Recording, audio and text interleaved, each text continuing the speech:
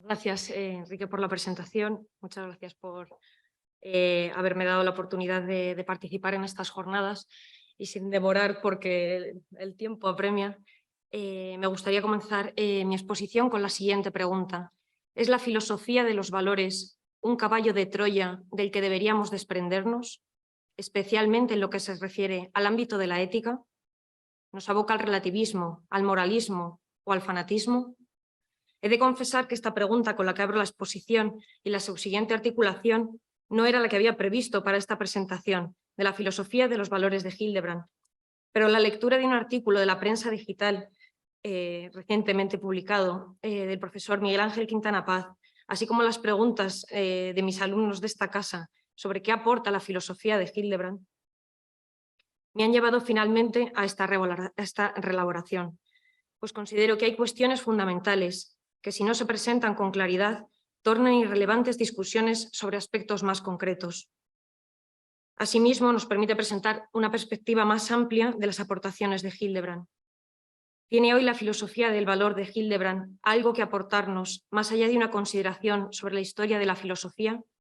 ¿Puede ayudarnos a profundizar en el conocimiento de la realidad? De forma que voy a tratar de destacar algunas de las peculiaridades, ¿no?, de la propuesta de Hildebrand, y lo voy a hacer poniéndolo en relación con las, pues, por ejemplo, en este artículo en concreto, ¿no?, con críticas que se le presentan y que son habituales y que en gran medida también podría contestar la filosofía de los valores de Seller.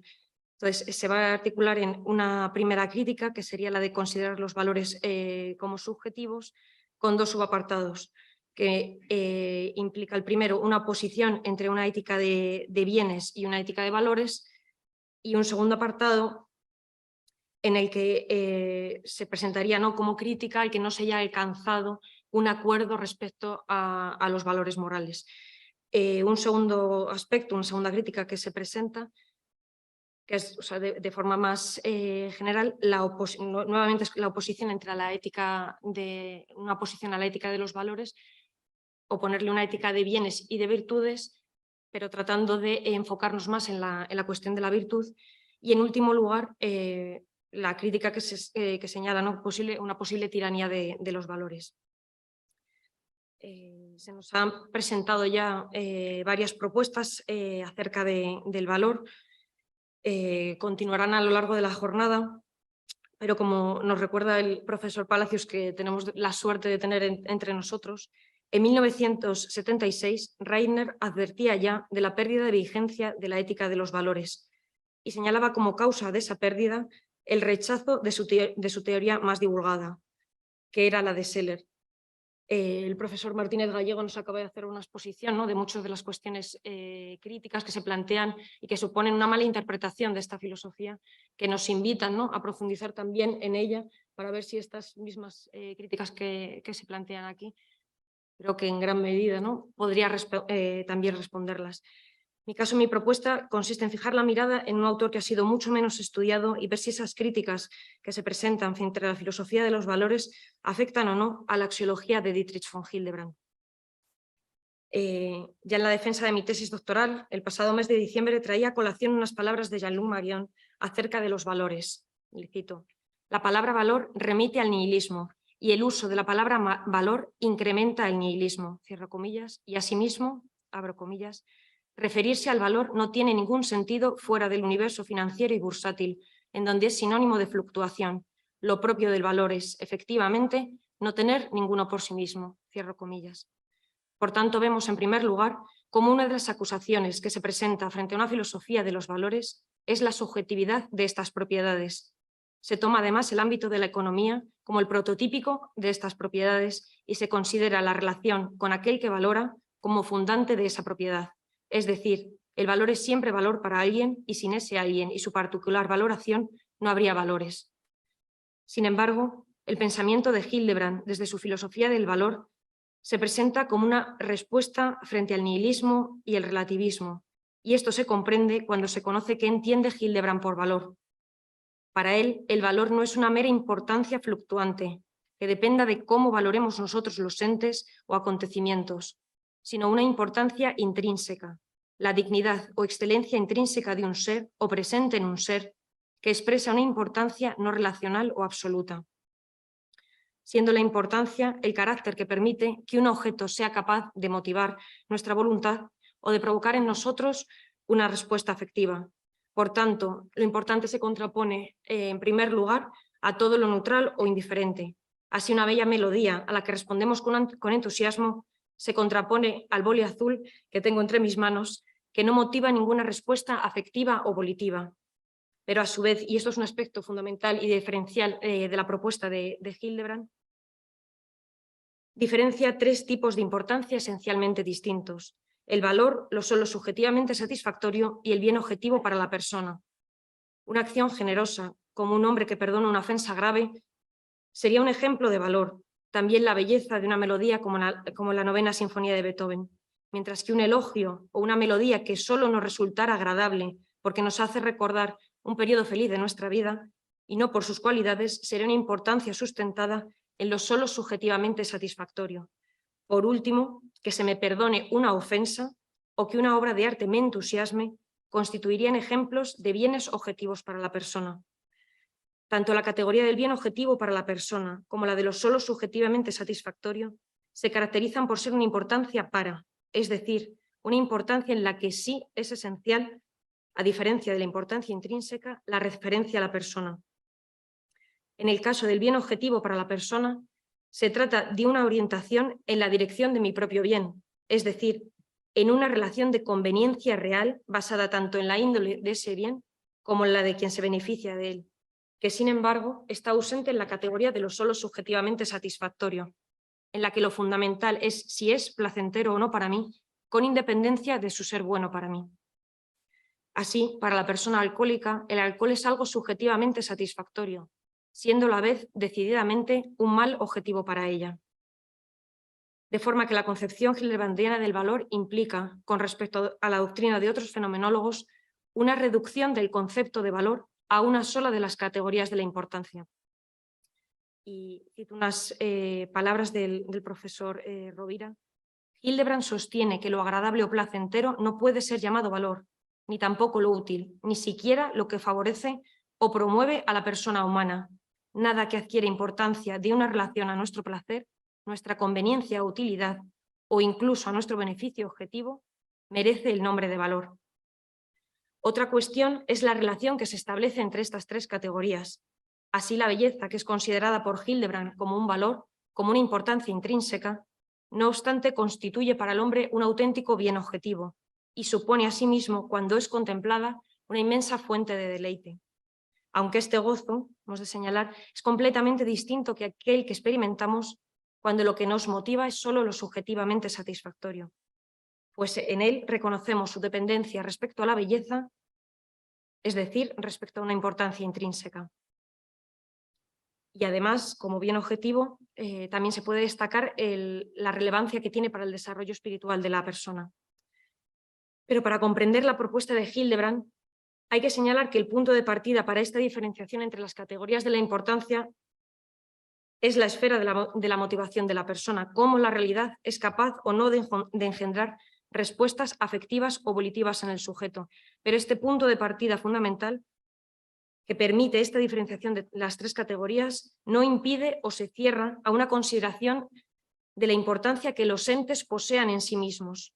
Bien al contrario, el análisis fenomenológico de la motivación le permite afirmar que los valores son propiedades reales de los entes.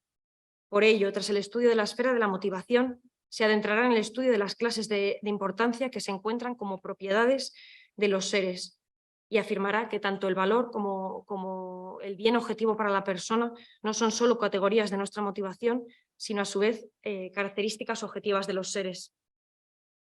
Y respecto a la crítica que señala la dependencia de los valores, del valorar de los sujetos y la posibilidad de cambiar de valores simplemente en base a un revalorar, insistiendo en la subjetividad de los valores, encontramos la crítica de Hildebrand a esta expresión ya en su tesis doctoral. Califica la expresión valorar como una expresión vaga que puede encontrarse, por ejemplo, en la escuela de Windelband o en un autor como Ricoeur, y la considera como vaga porque en este término se abarca tanto un percibir el valor, una respuesta al valor, un conocimiento del valor y un juzgar sobre valores. Y nos dice, y cito a Hildebrand, para un sentir el valor, aquí toma además el término empleado por Scheler, insistiendo, o sea, que él lo interpreta como un acto cognoscitivo, o sea, es verdad que habría que ver si interpreta adecuadamente o no, pero sí desde luego como un acto intencional, en lo que quiere destacar y rescatar ese término para caracterizar la mayor cercanía con respecto al valor que se da al entenderlo. Es un tener el valor, pero al denominarlo sentir el valor, ¿no? Manifestar esa cercanía con respecto al valor. Para sentir el valor, la expresión valorar es la más inapropiada pensable. Tal expresión sugiere la representación como si en el pasivo o receptivo sentir el valor no se captara el objeto como valiosamente afectado, sino que incrustadamente se le dotara de un valor que yo simplemente le atribuyera. Pero no puede hablarse de un atribuir el valor mediante el cual yo transformara el mundo libre de valores en un mundo afectado valiosamente. Toda respuesta requiere necesariamente el reconocimiento previo de la importancia. Al final, en el valorar reside un carácter de conferir que también va más allá de la espontaneidad de la respuesta al valor y que remite a un juicio de valor. Pues aquí ciertamente se le atribuye al objeto un valor como predicado, pero como mera repetición del valor captado en el percibir el valor. Por tanto, juicio-valor que evidentemente puede ser incorrecto y de ahí que deba modificarse, y por ello que podemos hablar de un revalorar o cambiar nuestra valoración, pero para que se ajuste a la realidad. Pero eso en ningún sentido modifica el valor o valores que están en juego, sino nuestro juicio acerca de ellos. De nosotros depende nuestro valorar, es decir, nuestros juicios acerca de valores. Y eminentemente que nuestro obrar y nuestra afectividad, lo que él denomina, ¿no?, nuestras respuestas al valor, tanto volitivas como afectivas, sean o no conformes a los valores encarnados en la realidad, a la importancia y dignidad de los entes y situaciones. Pero esto no nos habla de subjetividad en los valores, sino por el contrario, de la posibilidad de una fundamental objetividad en nuestro responder a la realidad. Por último, señalar, ¿no?, que en el caso de Hildebrand se presentan, ¿no?, distinciones. Esta presión del valor la califica como una presión cognoscitiva, sin que deje de tener en cuenta como las condiciones previas que son necesarias en gran medida de aspectos morales para que sea posible esta percepción del valor, aunque requiere mucho más que otro tipo de percepciones, y también la relación de la afectividad. Ahí habría fenómenos, vivencias, ¿no?, como el ser afectado, que habría que tomar en consideración, pero nace de la aprensión del valor, o sea, es subsiguiente a la aprensión al valor y no, digamos, no originaria como captación del valor. Pero también es verdad que Hildebrand nos habla de una belleza metafísica, una belleza en la que se da una relación de fundamentación única y que describe como el esplendor, fragancia o irradiación que acompaña a todo valor, a todo lo intrínsecamente importante. Así, por ejemplo, la belleza de la justicia o de la persona humana.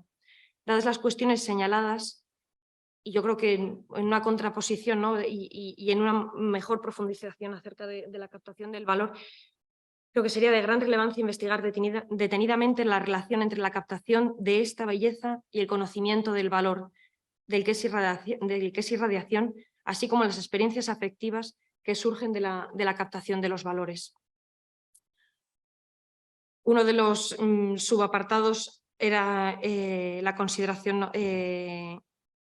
Es que veo que me apremia el tiempo y no sé si voy a ser capaz de terminarlo, pero bueno, ahora entraríamos en el primero de los subapartados de la primera de las críticas, en el que habría que decir que para evitar la consecuencia del nihilismo que supuestamente conllevaría una ética de los valores a la que efectivamente conduciría una consideración del valor como una propiedad proyectada por el sujeto o exclusivamente dependiendo del sujeto que valora, suele ser característico también, ¿no?, en esta oposición, en esta crítica a la filosofía de los valores, oponer en el ámbito concreto de la ética una ética de bienes frente a una ética de valores.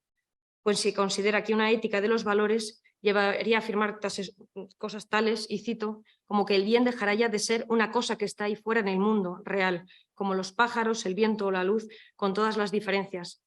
O sea, como si se convirtiera en la filosofía de los valores el bien como algo irrelevante. De lo que acabamos de exponer puede fácilmente colegirse que Hildebrand no aceptaría esa afirmación. Los valores no residen en nuestros sentimientos valorativos como algo meramente subjetivo, bueno, ni siquiera en sentimientos valorativos para él, sino en las cosas mismas. Posteriormente mencionaremos una cuestión al respecto, pero el bien, específicamente el bien moral, se encarna en las personas, así como en sus acciones y sentimientos en respuesta a lo moralmente valioso y a lo moralmente relevante. Y sin lugar a duda, tanto las personas como en un sentido amplio las acciones son cosas que están ahí fuera en el mundo. Respecto a esta cuestión, me gustaría señalar que la propuesta de Hildebrand, especialmente desarrollos filosóficos que se han dado a partir de ella, como los realizados por Crosby, lo que se presenta no es una ética de los valores en oposición a una ética de bienes, sino la ética axiológica como un complemento de la ética de bienes que logra una mejor fundamentación de algunas de sus tesis fundamentales, como son la objetividad del bien y la inmanencia del bien en los entes. A este respecto, cabría señalar,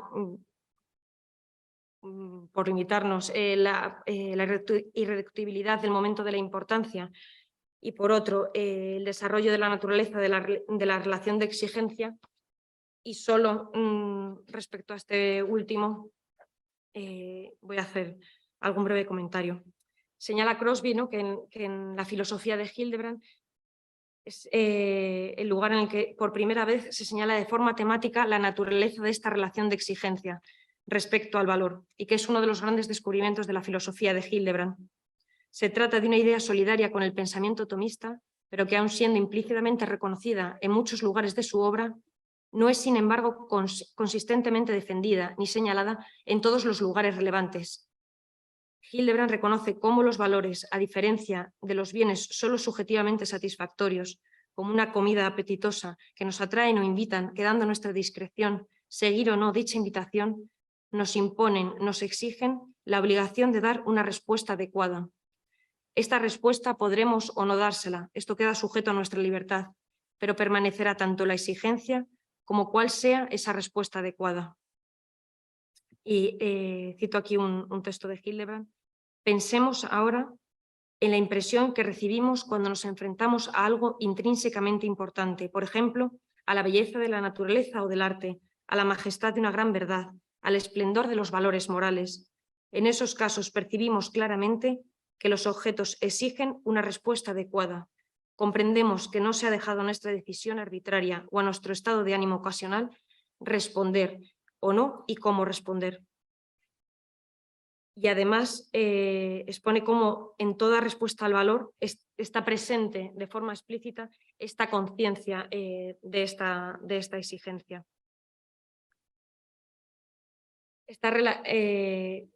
Algunos de los ejemplos que se han mostrado, hay otro texto que no presento, pero en los ejemplos, ¿no?, que nos muestra Hildebrand se ve cómo esta relación de exigencia se da con respecto a todos los valores.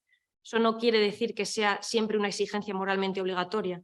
O sea, esta relación de exigencia tendrá también particularidades propias en función de cuáles sean los valores que estén presentes, especialmente en el caso de los valores morales, pero también los valores estéticos tendrían sus peculiaridades propias. De este modo, mediante la puesta de relieve, ¿no?, de esta relación de exigencia, se puede hacer plenamente justicia a la objetividad que el bien tiene en el caso del valor. Objetividad que se muestra en la trascendencia alcanzada por la persona en la respuesta al valor. En ella, la llamada del valor, la exigencia mediante la cual interpela a la persona, ofrece, como expresa Crosby, una suerte de resistencia a la persona, pues esta llamada está al margen de la arbitrariedad de la persona, de sus inclinaciones o de lo que constituya un bien objetivo para ella, y no obstante se erige reclamándole algo desde lo más íntimo de su ser. Respondiendo a esta llamada del valor, por el valor mismo, la persona se trasciende a sí misma y se comporta de manera objetiva de un modo único. La trascendencia alcanzada en la respuesta de vida muestra una innegable perfección de objetividad en la bondad que funda la respuesta, que busca dar a las cosas lo que les es debido. Por tanto, vemos que la propuesta de Hildebrand no puede negarse que haya bien y bienes en el mundo o incluso una mejor fundamentación de la objetividad. Los bienes lo son por su dignidad intrínseca. Por ello, decimos, aunque aquí hay que tener cuidado con las puntualizaciones, lo son porque poseen determinados valores, porque inhieren en ellos determinados valores. Pero también es cierto que para Hildebrand los valores no se reducen a los entes o situaciones materiales que los portan. De ahí la cuestión de que los considere unidades esenciales, la esencialidad de los valores que también estaba presente en la cuestión de Seller. Y que por ello podemos también aprender en ficciones literarias, pero que en el caso de Hildebrand no postula en un mundo inteligible meramente idético, sino que reconoce como contenidos en Dios. Los valores cualitativos tienen una realidad absoluta y sustancial en Dios. Y cito a Hildebrand: el ser absoluto posee todos los posibles valores ontológicos y cualitativos por eminencia. Otra de las aspectos a señalar sería que no se llega a un acuerdo respecto a cuáles sean los valores morales. Sin lugar a duda, esto es algo que podemos reconocer en el discurso habitual sobre los valores, ¿no? Cuando se habla, por ejemplo, y esto lo señala Quintana Paz muy acertadamente, se habla de que en los colegios, ¿no?, se da una educación en valores. Sería legítimo que nos preguntáramos a qué valores se refiere: cristianos, humanistas, aquí para llamar la atención, ¿no?, satánicos, bursátiles. Pues de hecho en el discurso habitual sobre valores parece que cualquier cosa cabe dentro de esa denominación y realmente no sabemos a qué atenernos. Pero a este respecto lo que habría que decir es que la vaguedad o falta de claridad respecto a qué nos referimos cuando hablamos de valores es que esto no es un problema de los valores, sino de nuestro conocimiento de ellos y especialmente de nuestro conformismo con planteamientos no suficientemente fundamentados. En segundo lugar, sería relevante también destacar las aportaciones de Hildebrand, que no tengo tiempo de señalar, pero sí al menos puntualizar la inmensa riqueza cualitativa y las enormes distinciones que hace respecto a distintos tipos de valores, en el que no solo tenemos valores cualitativos como los valores morales, los valores estéticos, valores vitales o intelectuales, sino que también nos habla de valores ontológicos, de valores de perfección e incluso del valor formal de ser algo, que no podemos entrar a ellos, pero cuyas distinciones descansan en la peculiaridad de cada uno de estos tipos de valores. Y respecto a las distinciones dentro de los valores, también sería especialmente relevante señalar su distinción entre valores morales y valores moralmente relevantes, señalando que los valores morales son por esencia valores de una persona, es decir, valores que solo inhieren en seres personales. Y podemos hablar también de su inherir en actos y actitudes en tanto que lo son de una persona, y de ahí que a determinadas acciones las denominemos como moralmente buenas o malas, las cuales tienen esta caracterización por responder a valores moralmente relevantes, tales como la vida humana o el sufrimiento de una persona, su libertad interior, un peligro moral, o señala también la paz de las naciones. ¿Acaso es igual de moralmente relevante nuestro obrar respecto a otras personas, respecto a los animales o respecto a nuestros residuos? Solo añadir respecto a esta distinción entre valores morales y moralmente relevantes y los bienes que están ahí fuera, que si bajo la axiología de Hildebrand buscamos el bien moral por excelencia, sin lugar a duda, puesto que los valores morales son por esencia valores de una persona, podemos afirmar que buscamos a una persona. Esta misma crítica que se presenta a los valores se presentaría frente a las virtudes, por lo cual no tiene sentido, digamos, haciendo esa crítica, oponer una ética de la virtud frente a una ética de los valores. Y como tenemos que finalizar, solo decir, ¿no?, que en muchos aspectos que habría que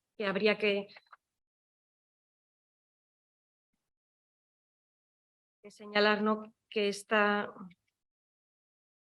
Bueno, es que me da pena, pero no puedo resumirlo. Solo hacer mención al último de los puntos y a la supuesta tiranía de de los valores, que la oposición de unos a otros se viene a sostener, ¿no? Que a veces por defenderse un valor y reconocerse un valor, entonces ya se tiene una especie de exigencia, o sea, una especie de actitud de intransigencia respecto a otro tipo de valores, pero eso no desconoce específicamente los valores morales, su naturaleza, ¿no? Cómo unos valores morales llaman a realizar, a integrar toda la esfera de la moralidad. También es muy importante la cuestión de la ceguera axiológica, no podemos entrar en ella, pero sí terminar, me parece que no puedo concluir como habría deseado, que es diciendo que creo que el caballo de Troya de nuestra filosofía del presente no es la filosofía del valor. Sí reclamar esta cita de Hildebrand, la progresiva ceguera a la belleza interior, a la majestuosidad de los valores morales es un peligro tremendo y muy pronunciado que debe ser reconocido y combatido.